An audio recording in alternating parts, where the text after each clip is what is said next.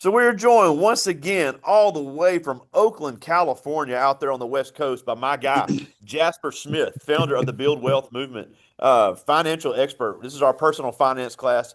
Thank you for joining us once again. This is the third time we've had you. I've got a room full here with me at Velma Jackson High School.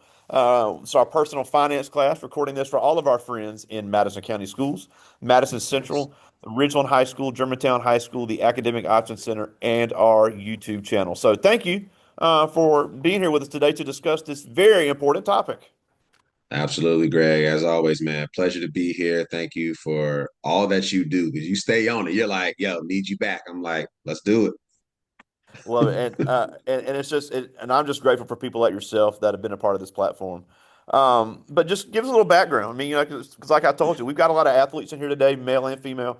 And you are a former Division I athlete. You're originally from North Carolina, went to NCA&T there in Greensboro, the largest HBCU in the United States, and we've had quite a few NCA&T guests on this platform. But you played Division I baseball, Yeah. and obviously your career ended after college, but that was a big part of your college experience. And being a Yeah. Division I athlete is a great honor. It's a great experience, but there does what comes with that is a large amount of commitment. Agreed. Yeah. Time management skills are second to none because you don't have time, or you have to be very mindful of your time, whether that's schoolwork, trying to relax and socialize, sport, working out, the meetings. And I'm sure, depending on where you go to school, I mean, sometimes it's pretty much all of it consumes all of your experience. And so I think there's this trade-off of, yeah, I love playing sports. And then you have those times where like, man, I just want to be a college kid, right? So unfortunately, I didn't get to travel abroad, and a lot of friends would go into these travel abroad programs. I'm like, can't do that. Like, I need to be here training and things like that. So there's those trade offs. But I was grateful for the experience, and I knew probably like junior year, I was like, I ain't going to the league. I probably won't even get drafted. So let's just enjoy this experience. But in thinking about like my time almost 20 years ago, the landscape is night and day. I mean, athletes are getting paid, and I mean all the sports. And so Oh yeah. now in addition to being a student athlete, you're now a business owner in some regards. So who is there on the campus, maybe in your community or network that is going to help kind of guide you? And the answer is, Greg, it's bad. It's like the wild, wild west. Money's getting thrown around. Kids aren't thinking about taxes. Their parents aren't, educated enough about like who to go to for advice. I mean, it is madness, but it's also a great opportunity for me, like having, kind of been the athlete, but being in financial services for almost 20 years and seeing how I'm like the perfect bridge for these two worlds. And this wasn't my thing, right? I kind of was pushed into it through my network. I went to an event, ended up getting a retired NFL client. And so it kind of sparked this whole discussion of, will athletes become my new clients? And the answer is like slowly, but it wasn't my focus. I was like, forget the pros, colleges. I mean, there's so many more opportunities to make an impact. So every pro team, there's a limited roster, right? But for colleges, my God, you're talking about the number in terms of athletes coming in and out every year. I mean, now it's getting to a point where there needs to be some drastic changes in terms of what we're doing in terms of building these student athletes in the ecosystem. And every school is different, right? So depending on the program, the location of the school, the alumni base, the athletic directors, the general manager. I mean, there's so many different players. So I'm learning that as a student or a student athlete, who is on my money team? Who do you trust? Who do you not trust? Who do you already seeing who could potentially be an issue if you make it? Like those are the conversations I'm starting to have with some student athletes, and I'm doing a real life like research project right now, and it's fun because I'm seeing the need, and then I'm trying to support these student athletes who are 18, 19, 20, some are 17, right? You're still a minor, and they're throwing you hard cash. So you're gonna need a team. And I'm just one of the people who are trying to like support, but I'm saying, hey, you're gonna need a group of us. You're gonna need accountant, right? For tax purposes. You're going to need maybe an attorney to review contracts. Maybe there's a player rep or something who's working on brand deals. So how are you vetting the deals, right? You're just going to take the money and do a commercial about a product that you don't like, or are you trying to get free food from a restaurant? Like what is it, right? So there's no, there aren't any guidelines, Greg. It's just, here's Oh some yeah. money, go play ball. If you want to go to class, like I'm trying to encourage all these kids, if you're going after the money, that's okay. I respect that. But learn something. So take classes that speak to you, right? Do some general ed stuff, but do something that you're passionate about for one. And then second, do something where you could see yourself pursuing a career in that field. And so I'll give you an example of one of the students I'm working with. She said she wanted to be a teacher. And I was like, teachers unfortunately don't get paid well enough anywhere in this country. But if you're getting a big NIL deal because she plays softball, if your team is really good and you all are getting money because they have to share the revenue with you all now, you could be banking that money. You could learn how to save, how to invest. And so maybe you don't go pursue softball after college, but you've built a very strong financial foundation. So you could go be a teacher, but now you've got this kind of foundation of you've built some real assets before you started teaching. So now you're way ahead of the game. So I share that story because I think that's a possibility for a lot of our kids where, yes, we know that there's going to be a slim amount, like, let me go even smaller, that's going to make it to the pro ranks. So let's be realistic about our expectations. And do we have a shot? And if so, let's do it. But let's not forget that ball doesn't last forever. Didn't last for me. College was it. I enjoyed it. But now I'm kind of getting this resurgence of, man, I was a kid this day and age. I'd be working on my brand, my following, and trying to figure out the business side of the house. So that'll be my Yeah. my recommendation. Yeah, and then even the ones that do have the opportunity to play professional, very, very few of them even never have to work again. A good friend of mine, Sean Woodson, played in the NFL, played in the CFL for 8 seasons, and he's a captain on the fire department. So he works a regular job, and he said, "Look, I was able to put some money away to send my daughter to college. I was able to buy a home, but he's just not swimming in a tub full of money every day." Yeah, yeah. And I think that's part of the realities of everybody would love to be an athlete, right? Or like we would love it. There's not enough spaces for everybody. So you Yeah, can still live out that dream and then have a long and fruitful career somewhere else. And that's the reality. absolutely. Like my client, he's early 30s, retired. So it's like, what do you want to do now? And that's been part of our conversation has been that transition. And so it's like, hey man, you're done. Like you can coach and do all that. That's always going to be there. But what else really are you passionate about? And unfortunately, I understand you need to be laser focused and focusing on your craft. But I know you have more interest than just ball. I know you do. Everybody does. So how do we marry the two? So while you're resting or doing treatment, maybe you're reading a book or listening to a podcast about something you're interested in, or you're learning how to invest. And so there's all these different things you could be doing and still be a high performer on the field. Big time. Now, once your college career ended, you kind of shift focus and you've gotten into the financial services area. And I love your hashtag build wealth. I love the mantra you have right there in your background. Let's disrupt generational poverty. And look, I know me and you agree on this. You will never hear me say otherwise. And I was even quoted in a magazine saying the same thing that rural communities were left behind for decades, Yes. especially rural black communities. There's nothing you can say to change my mind about it. It's obvious.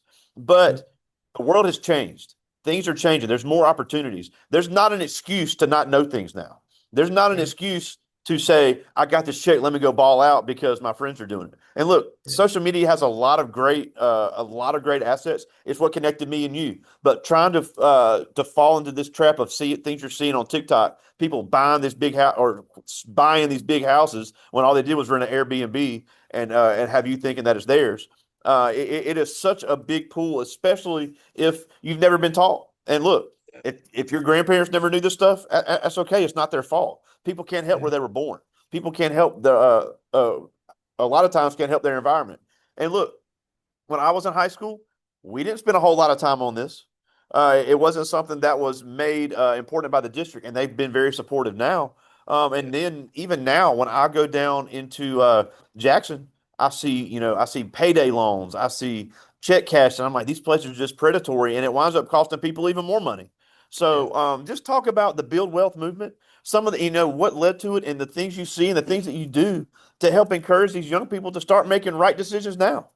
Yeah, what really got me into it. So one, I just knew I could get a job after I left college. And so getting a job was important. Didn't have a clue what I wanted to do, right? So anybody who's listening, you may not have a clue about what you want to do. And I think that's the whole point of pursuing further education, because then you start to learn what you don't like, right? You learn what you like and you go deep. And so I graduated with a business degree, looked for an opportunity in corporate, ended up in financial services. So I was always kind of curious about money, didn't know a ton, but being fully immersed into that, like right after college, was like this eye opener. And I was like, oh, there's a game being played, and a lot of people don't even know the rules. They don't even know the Yeah. pieces. Oh, that's such a great analogy. Yeah. So I am sitting there and I'm just soaking up all the game of how do I not screw this up? Tell me your story and what kind of advice would you give me because I'm 21 and blah blah blah. And it all started to check out, right? It was like save money early, learn how to invest, and do it for a long time. You'll be wealthy, or at least be rich, right? If you do it long enough, it'll work for you. And then think about all the different insurances that you will need as an adult, like as an older adult, when you really have to start adulting, right? It's all these, and it was this common thread. And I said, okay, I got an idea of what people should be doing. And then looking at my community, I was like, yeah, they're not doing this. Like, we're not having these conversations. This is a problem. And then engaging with people and doing all this community work, I just kept hearing the same type of information, and it was wrong. Like, it was flat out like, these were just, who told you that? Clearly somebody who doesn't have money has given you some horrible advice that you have internalized. And so you're looking at this situation where, the blind is leading the blind, right? Yeah. These communities just don't, they aren't open or receptive to new information, and then they're getting the same results. So we're always struggling. We're always feeling some kind of way about the system or whatever. I mean, they're very negative. And so when I launched the movement, my goal was, let me just see if you'll read this article. Like, it really started on Twitter years ago. Like, when Twitter was first out, I would just post an article and then the hashtag build wealth. And I did it for like a year. Like, every day I would just post, I would read some video, get the headlines, like, oh, this looks good, send. And so the goal was, how can I get people to consume some of the information that I consume on a daily basis? Now, I don't expect everybody doesn't need to be the expert, but I need you to have a better awareness, right? And so when we think about today's time with social media, there's this focus on the aspirational lifestyle. So I loved, yeah, the Airbnb thing. That's such a play, because nobody really knows, do you own this house? Are you paying the bill, the mortgage? And so all you see is the video. They're walking in through the large front door, and you're like, wow, I'd love to get the house. Or you see the jewelry or the cars. I'm like, those cars were rented, right? So they don't own all those cars. Some people do, but there was this aspirational lifestyle that the internet said, I think we can get a lot of people to make a decision based on what we show them, and we're just gonna show them all this fancy stuff. They're not really gonna know the story. And honestly, you've seen so much stuff that you don't even care. Like, Greg, you could get on the internet today and say, "Hey, I'm a such and such," and then wear a gold chain, hop out the car with the doors folding. I mean, you could do some silly stuff, and people are like, Greg, yeah, he was balling. Like, I mean, and people will look. They think that everything on the internet is the truth. Everything. Now, granted, it's a, I got to get your attention, and so a lot of the content is around attention grabbing and trying to shock you into like, do I need that? Should I hit buy?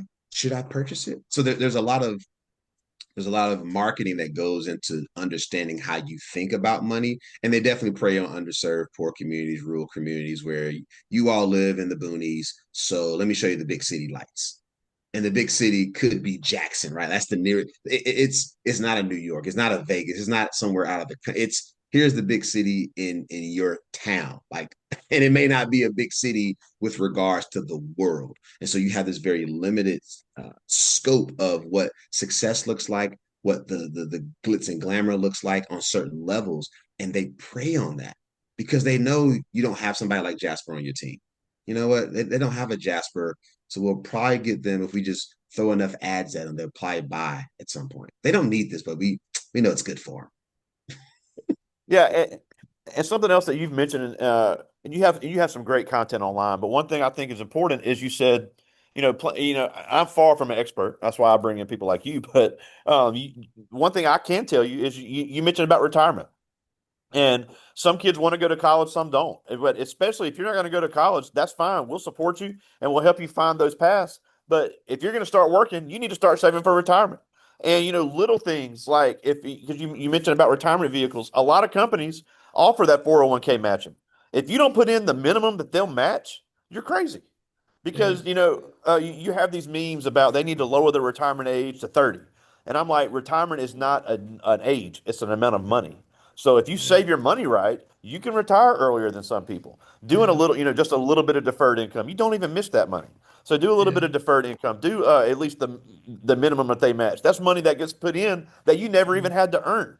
So yeah. these kids are so worried about I've got to have the biggest check. I want to ball out. I don't want to pay any insurance. And then I want to hit on this too because I saw this stat recently, and I don't know if it's true, but this is just what I saw. It said that the black community in the United States is the most insured community of all demographics, but they're buying the wrong insurance because you see the hashtag no more GoFundMe funerals, and it's sad.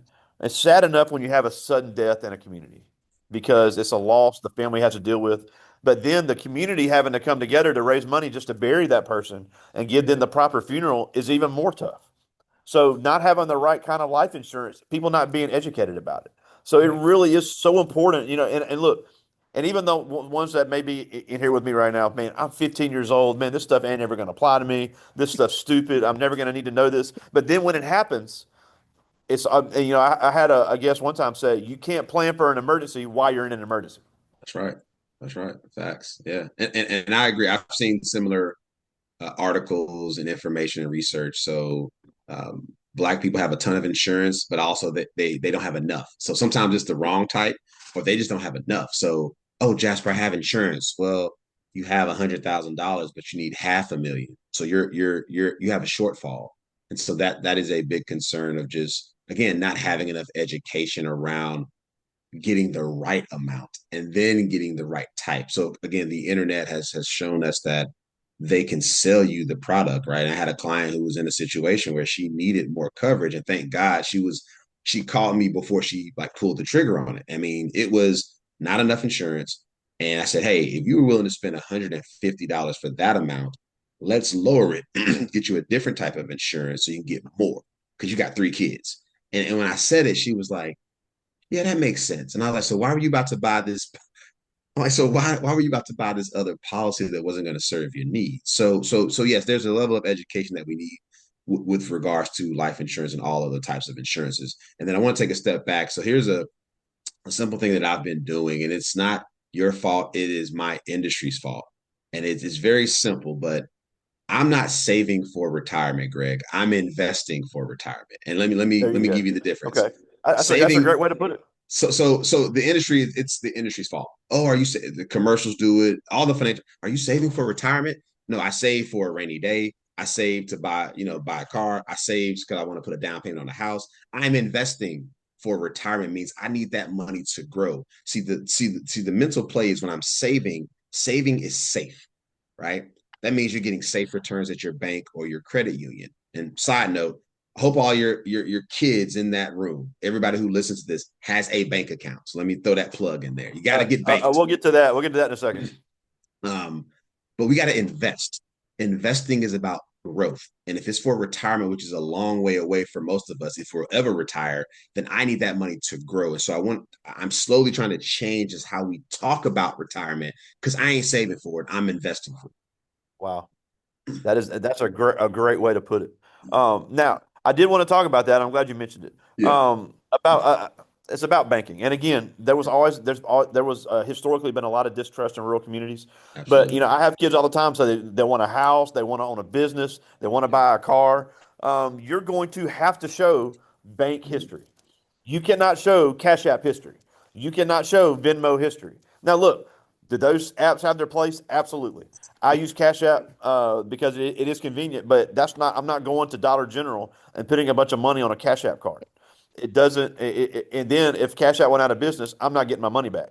If Yeah, somebody hacks into my account, I'm can't get probably not nothing. getting my money back. Yeah, no. So, and look, some of our kids have started working, some of them haven't. But when you start working, especially if you want to show that you're generating income, this is something that you're going to have to do. We have a lot of banks have student accounts, Yeah, so you no can start. fees. You can start an No account fees. at 16, 17 years old. So talk about why that's important because I don't think that gets talked about enough. Yeah, because they don't have fees on college or student accounts, right? That's the big one, right? They're not. They just want you to start this relationship, and so part of it is you need to have that connection to the bank, so you start to learn the game.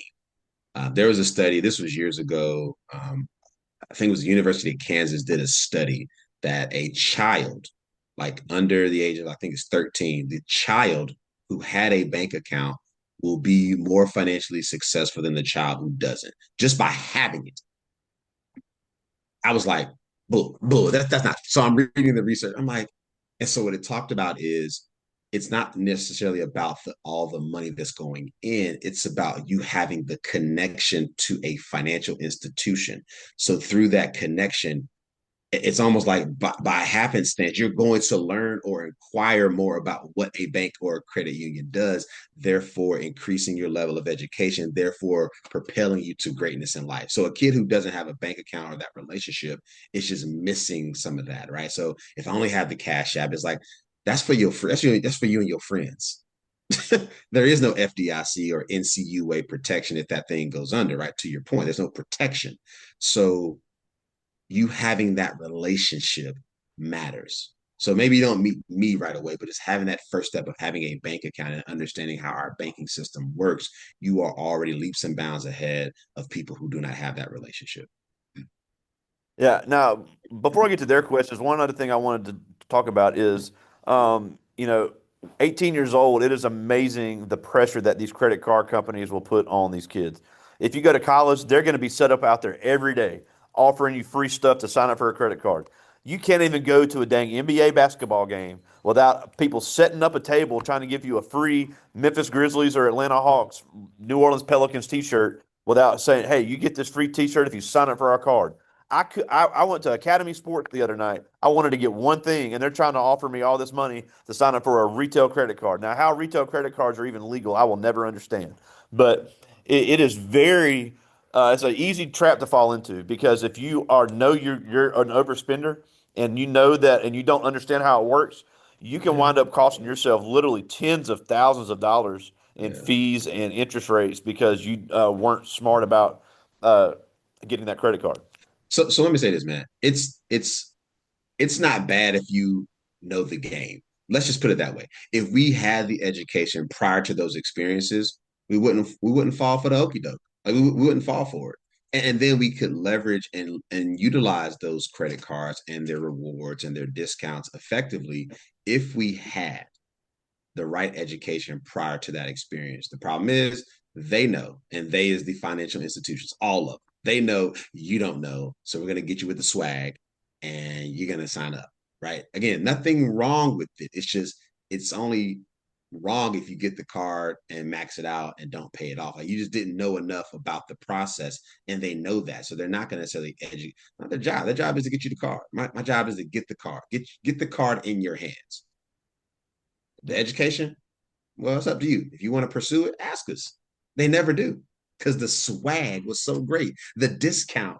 So it's all the smoke and mirrors that get you. And you're like, I need to know those details and just understand the details. You'll never get taken advantage of. Absolutely. Well, I do have some questions from the students, and almost all of these are athletes. So I think that's cool that we're able to talk to a former athlete. But this Mm-hmm. first one is Leah Smith. She's in 11th grade. She's one of our volleyball players. One of our cheerleaders wants to go to Howard University and be an attorney. So also wants to be an HBCU alum. Okay. But she asked, once you finished your baseball career, how did you get your ideas together and know that you wanted to be in the business world and learn finance? My second job. So I left North Carolina A&T. I moved to Philly my first year out of college, and then my second, I was in a rotational program, and then I moved to California. and I worked in a financial planning office, and that's when the light bulb clicked. This is what I want to do. I love the lifestyle, the potential money that I can make. And I just started, I had this natural curiosity of like, tell me more about this industry because money touches everything. And I need to know as much as I possibly can. And then from there, here we go, almost 20 years later, still in the biz, doing my thing. That's awesome. Yeah, and the financial industry isn't going anywhere. That's a whole nother rabbit hole we could go down. Yeah. But the finance careers are going to be here even after the apocalypse. Yeah. They'll be here longer than the roaches. This is Taylor Grayson. She's in ninth grade, and she asked, "How do you maintain your money wisely and not spend it as soon as you get it?" Trial and error. Trial and error is the first way, right? You're not gonna have a plan. You're just gonna get it, and then you're like, oh, I want to go spend. Usually, spending is the first thing you want to do. So yeah, go spend some of it, right? You can't save it all. You shouldn't invest it all. Like I'm not that guy. Like you got to enjoy your life. So I think part of it is understanding there's more to life than just spending and paying bills. And once you get past that, like, hey, I have money to go enjoy my life, then I also can use that money for saving and investing. And I always throw in donating to a cause that you care about. That's always my fourth thing. But initially, the spending is where your mind is going to go because we're all consumers. But then once you learn about saving and why it's important in investing, you'll then easily come up with a plan to decision some of those dollars to other buckets, not just spending. Yeah, absolutely. I like this one. This is Cameron Job. He's in 10th grade, one of our football and baseball players here. And he asked, well, how did you manage your time being a D1 athlete? Uh, my calendar, man. Just knowing when I had practice, when I had class, when I had to eat, and over time, it was just you get into that routine. I think that's where sports really helps a lot of kids in general, right? It just helps you to focus. So I didn't have time to like if I didn't eat, I wasn't going to be able to practice. I would just I needed that energy, right? If I needed to take a nap, I would take a nap. I'll be honest. Sometimes I skip class because I was tired. So I'm like, I'd rather take a nap instead of going to class and going to sleep. So I would just like chill at my room and take a nap. But you will understand that you have the same amount of time as everybody else on this earth. How will you use it? It's up to you. Yeah.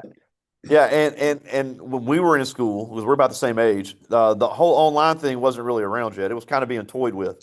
So Yeah. now there's really no excuse because I think that these universities understand that athletes are traveling, but they're still going to have the same deadline as everybody else. Yeah. And I always tell this story. I don't know if I told you this last time, but when I was at Southern Miss had played a football game on ESPN on a Thursday night at UAB in Birmingham, Alabama.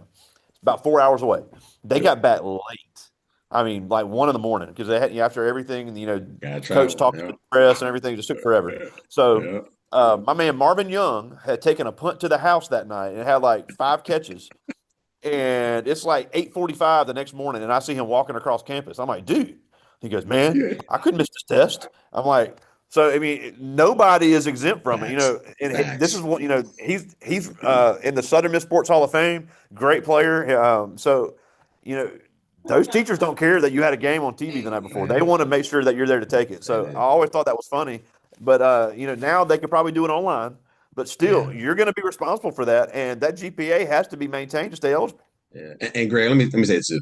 It you have to get a connection with your teachers and your professors. So if that is the case where you got a late game and an early class or a test, just ask, can you take it at a later time? They will give you the opportunity because you asked the question. You don't ask, you don't get. So yes, I had plenty of those. I'm like, I can't make it. Yo, can I get an extension on this paper or could I do some extra credit? And they would say, you know what? In lieu of this test that you were gonna fail, do this extra assignment and I'll just great. But so you got to get creative and have that connection with your teachers, your counselors, your the more you tell them about how you need support will come your way. And that's for Uh, anybody, athlete or not. If you were in college, they will help you. I mean, you do such a great service, man, by doing these sessions. And it's like, don't y'all see the people who really care about you? They're gonna keep showing up every single day. That's awesome. I got time for two more. This is Okay. Derek Dozier. He's in 10th grade, also one of our football and baseball players here. And he asked, what do you tell athletes as far as budgeting their money if they don't have any experience in it? Find somebody who's responsible and mimic them. Start there. Like find the person who's good with it. And I mean good. Like you see them spend, you see them save, you hear them talk about other things and just spending. That's the person you want to make your best friend and learn about what they're doing, and then take elements of what they're doing, and then find somebody else who's doing it well, take a little bit of what they're doing, and then over the course of you doing all that research, you will then be able to determine what's best for you. That's awesome. All right, I got one more, and I love this one. This is Jarvis Lyles. He's a senior, one of our football players. He asked, "What is the best advice you ever received?" Don't listen to broke people. That's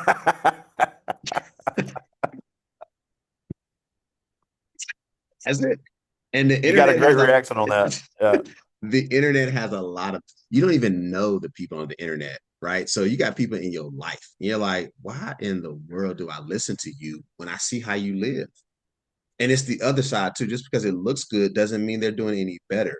But definitely, if it looks bad and all you hear is negativity, you've never seen them do well at anything, I would not take advice from that person. And unfortunately, we do in these communities because usually it's your family. Oh, wow. So, Well, we're almost out of time, and we thank you yeah, so much for getting up early out there on the West Coast and joining us. But a couple things problem. before we go. You got your QR codes back there. That's where they can scan, get more information. You've got some great content online. Hashtag build wealth. So where else can they find any of your content? I tell everybody go to thebuildwealthmovement.com. That's my website. It has all my stuff on there. A lot of great articles you can read. It's free stuff, right? Just free. Just go read. I have a Yeah. podcast that people, I haven't done an episode in a while, but just listen, learn, and question. Listen, learn, question. I'm an expert. You still should challenge me. If you're like, I don't believe what he said, go find another couple of resources. But think, listen, learn, question. And lastly, just continue to be curious about everything in life. Yeah. Now, and I agree. But one last thing before we go, and I think this is a question that cannot be asked enough, is you heard the questions. I have mainly males in here with me today. So why is it so important that we have more successful black men in all of these industries across the United States? Man, come on, we ain't got enough time for that. Why would you ask that question at the end? We society has placed the black male in a powerful position, and we've continued as a collective to not answer the call. Wow. And I mean, that's just money, our relationships with women, how we care for our children. It's across the board. So society has placed us up here, and we have this inherent power that we really don't understand because we don't have the examples. I'm fortunate to still have my father in my life, and uncles and community members and mentors. And so they've put us up here, but our education levels have continued to remain here. So for all my young men in the room, it's time to level up because I have a daughter, and I'll be damned if she marries some knucklehead, right? So we're gonna have standards and expectations. So step your game up. Success breeds success. Stop hanging out with these people who aren't going in the right direction. It's hard sometimes because these are the people closest to you, right? Family, friends you grew up with. I have those same friends and family. I just separated myself, right? Unfortunately, some of them aren't here anymore. It's like, it would have been nice if they were still here, but I also moved 3,000 miles away. So I have a whole different perspective on what life means living, that far away from everything that I know. But for my black men, my young boys, you got to step your game up because you won't attract the women that you like because you're a loser, right? I know the internet does a little bit more in terms of being the internet is harsh. Like it doesn't care about your feelings. I'm trying to tell it to you just firsthand. If you step your game up, you will attract the exact things that you should in this life. If you can remain positive and keep positive people around you, watch what happens. If you are always negative and don't have a positive outlook, then negative things you will keep attracting it. It's something about the universe. If you think in bad thoughts, stuff starts to happen. You're like, why is it happening? You keep thinking, change the way you think. And that's why you hear every motivational speaker. You're like, why do they all say that? Because it's true. It's just think, if you think differently, you will begin to move and act differently, and then you will begin to attract different things in your life. And that's Man. a little heavy, Greg, but my God, you asked Hey, this question at hey, the end. hey. We don't hold any punches in here. At the end of the day, it's all about reality. The real world's going to come whether they want it to or not. And Facts. I'm Facts. just as guilty as anybody of not realizing that. So as always, we just thank you so much for joining us. Just such great content, such great thoughts. My man, Jasper Smith, all the way from Oakland, California. Talk to you soon, my man. Thanks, Eric. See ya.